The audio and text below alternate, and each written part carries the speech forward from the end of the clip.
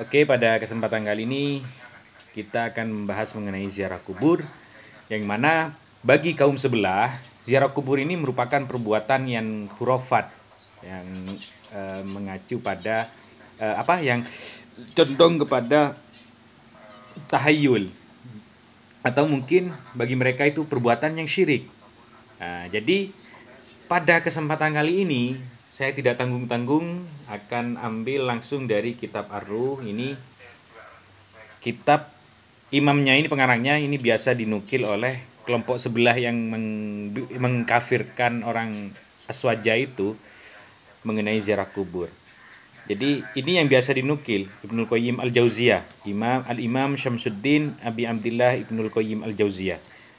Jadi di sini diceritakan bahwasanya ada hadis di dalam Sahihain, dalam artian Sahih Bukhari dan Muslim, bahwasanya ketika Rasulullah itu sampai pada tempat perang Badar itu, kemudian Rasulullah menceritakan mengenai Ashabul Kulaib.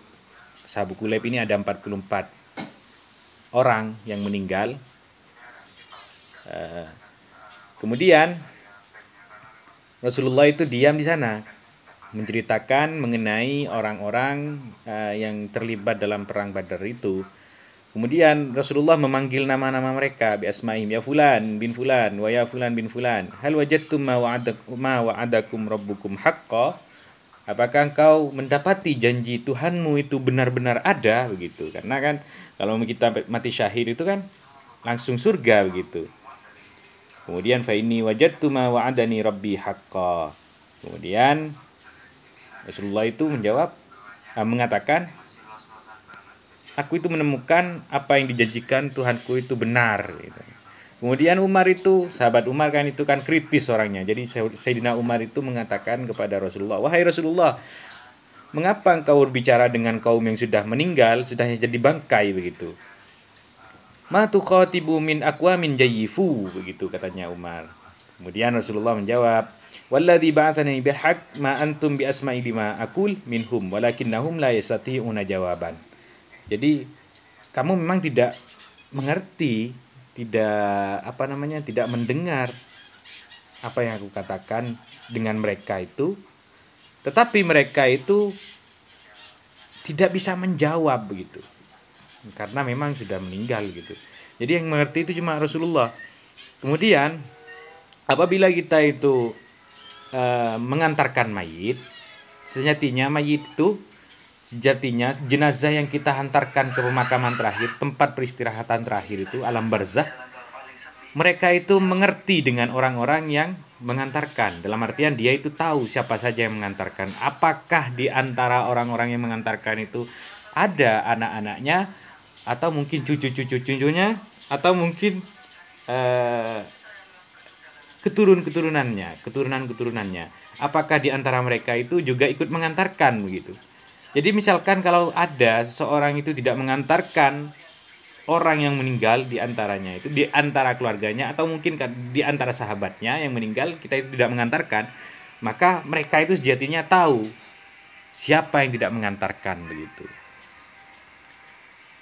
Annal mayyita yasma'u qur'a ni'alil musyi'ina lahu idza insarafu anhu.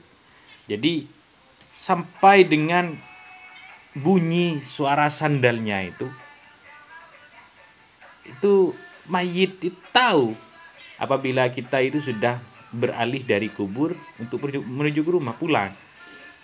Jadi sejatinya ziarah kubur itu di sini di kitab Ar-Ruh itu memang ditekankan, karena memang ahli kubur itu bisa mengetahui siapa saja yang datang, kemudian siapa saja yang berkirim doa.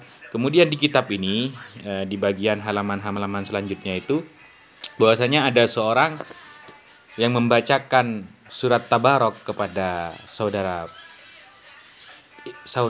perempuannya yang telah meninggal.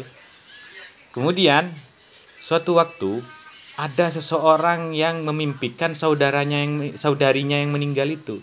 Kemudian dia itu senang karena dibacakan surat Tabarok, kemudian dia itu beroleh manfaat karena bacaannya itu. Nah, ini kitab dari karangan Ibnul Qayyim Al-Jauziyah yang biasa dinukil oleh ulama-ulama kaum sebelah itu.